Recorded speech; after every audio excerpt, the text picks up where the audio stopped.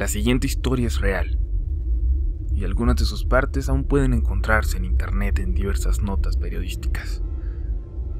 De lo que tenga de sobrenatural no podría asegurar nada más allá de lo que yo puedo asegurar que experimenté en carne propia.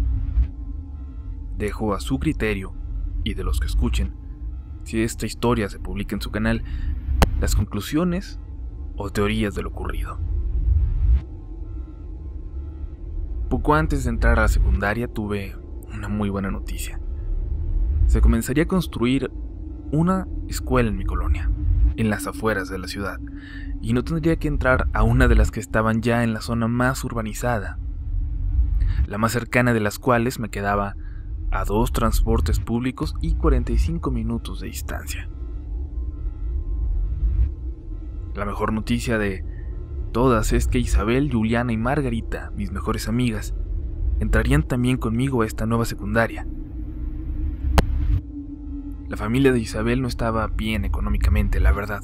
Ella nos confesó que de no haber abierto esta escuela tan cerca de nosotros, no habría podido entrar a estudiar ese año. La familia de Juliana, por el contrario, era bastante solvente, demasiado quizás para vivir en esa colonia, y se habían planteado que entrara en una escuela privada, si de todas formas ya implicaba un viaje diario a la ciudad.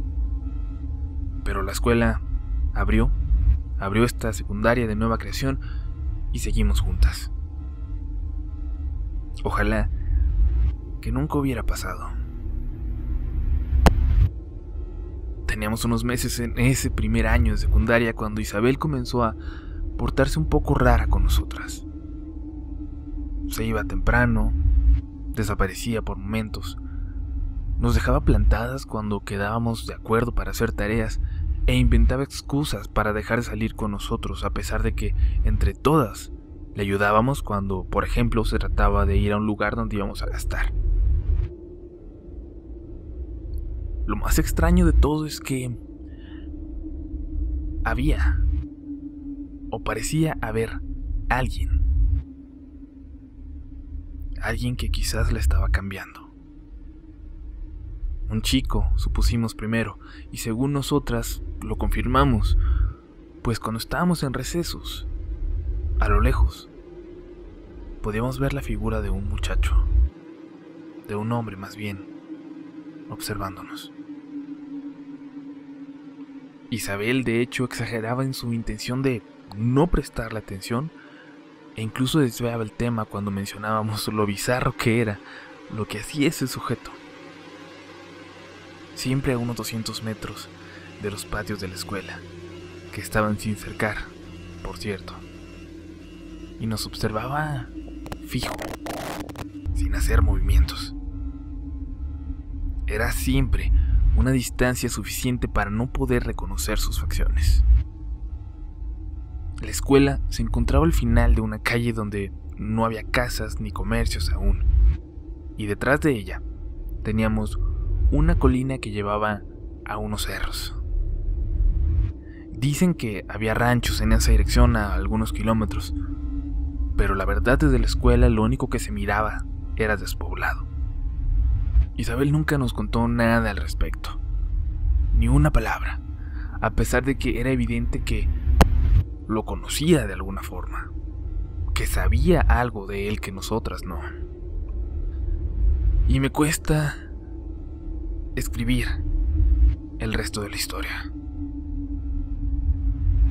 En diciembre, Isabel desapareció. Nos despedimos al salir de la escuela como si nada y ella nunca llegó a su casa. En los días siguientes, Margarita, Juliana y yo nos hicimos miles de teorías en la cabeza. Ninguna, sin embargo, nos convencía del todo. Isabel no pensaba más que en ayudar a su familia de una forma u otra. No los habría abandonado por ningún motivo. Y ninguna de nosotros quiso mencionar al hombre que veíamos observarnos. 5 días después, encontraron el cuerpo de Isabel a unos 400 metros de la escuela, en el fondo de un barranco detrás de la colina. La mataron aplastando su cabeza con una piedra. Contrario a lo que se especuló al principio y que incluso se publicó en los noticieros en aquel momento, no había sido abusada sexualmente. Alguien la mató ahí, sin ninguna razón aparente, sin alguna motivación. A pesar de que ya para ese momento estábamos de vacaciones, se hizo un acto en la escuela al que acudimos todos. También hicimos una recolección de dinero para ayudar a su familia. Cuando lo llevamos, recuerdo bien a su madre. Nos platicó de los sueños que Isabel había tenido desde hace meses. Sueños en los que un hombre de rostro borroso se la llevaba lejos. Y ella, inmóvil, sin poder hablar, era incapaz de pedir ayuda. No sé si estos sueños, entre comillas, que le contó a su mamá, eran en realidad un reflejo de lo que estaba viviendo en realidad. No sé si eso que vio en sus sueños, quizás después comenzó a perseguirla durante el día. Y no sé qué fue lo que vimos nosotros. Pero después de que nos platicaron esto, Margarita comenzó a negarlo todo poco después. No sé de qué hablan. Nunca vimos a alguien, nos dijo. Era nuestra imaginación, nada más. Y de la nada, dejó de juntarse con nosotros. Éramos ya solo Juliana y yo, intentando sobrevivir a ese duelo, en esa etapa de nuestra vida, y luego de perder a nuestra mejor amiga de la manera más horrible que podríamos imaginar. Fue difícil el resto del año.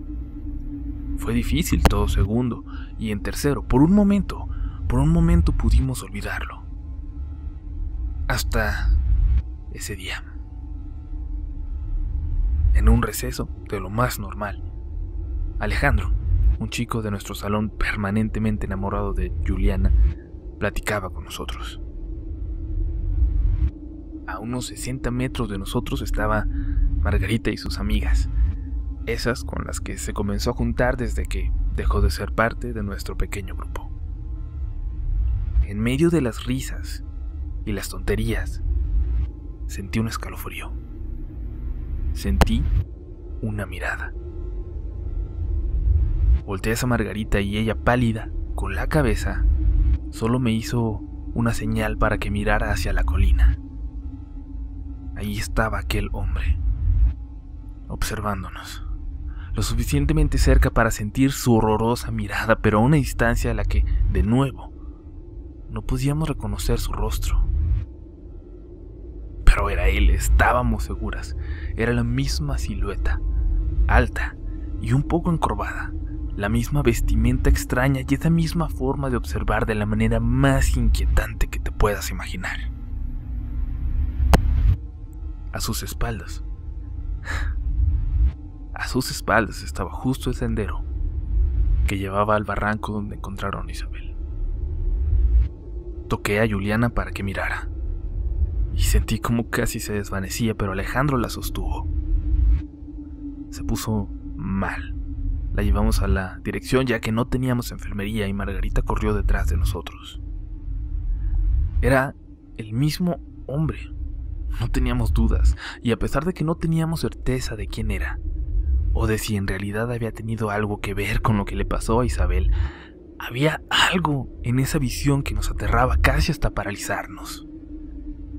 Lo que sentí en mi pecho ese día, al verlo, nunca lo voy a olvidar, y espero nunca volver a sentirlo. Al día siguiente, estaba ahí de nuevo, pero no había forma de acusarlo, de explicar que de alguna manera sabíamos que tenía algo que ver con lo que le había pasado a nuestra amiga.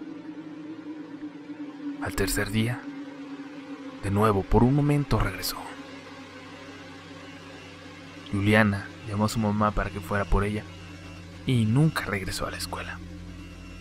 A pesar de que estábamos a mitad del ciclo escolar, se cambió a una escuela privada en la ciudad y de hecho no volvió a hablarnos.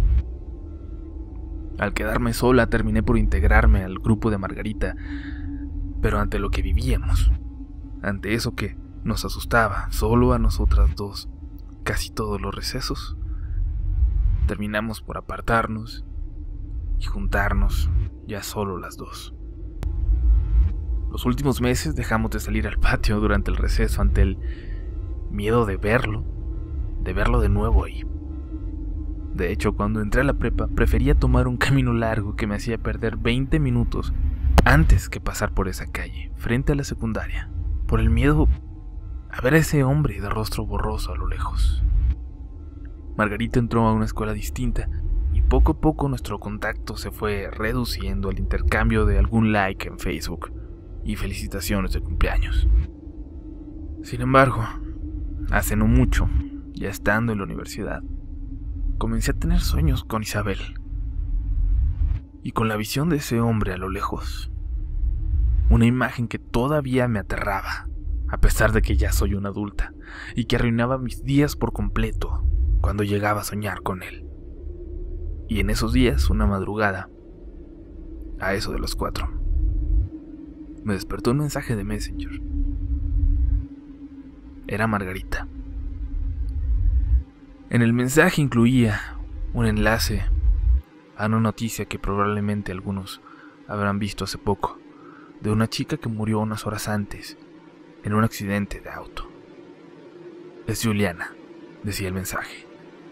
Y no le pregunté cómo es que lo sabía, porque la nota no mencionaba ningún nombre. Pero por la mañana lo comprobé. No había alcohol involucrado en el accidente, decía el reporte.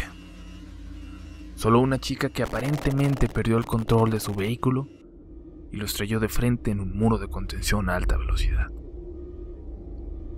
En esa nota en Facebook, algún imbécil, algún curioso que se acercó al accidente y tomó, no sé por qué, una foto de Juliana, de su cuerpo, la publicó en los comentarios. Cuando la vi, la quité antes de poder reconocer algo más allá de un cuerpo completamente destrozado. Supongo que el tipo rápidamente fue reportado y bloqueado para volver a publicarla, porque ya no volví a toparme con esa horrible imagen. Me da miedo preguntar cómo supo Margarita de quién se trataba. Me da miedo preguntarle si también he estado soñando con este hombre, o si lo ha vuelto a ver. Y sé y quiero creer que fue un accidente, pero me da un miedo irracional, lo sé, pensar que ese hombre, que esa cosa pudiera tener algo que ver. Un miedo completamente irracional, infundado, pero que no me deja vivir. Sé que puede parecer ridículo, sé que muchos van a decir que no tiene nada que ver con el grupo o con la temática de este canal, pero gracias por permitirme expresarlo. Es de gran ayuda para mí, sobre todo cada que sueño con esa figura, observándome, cerca, pero lo suficientemente lejos para no poder reconocer su rostro.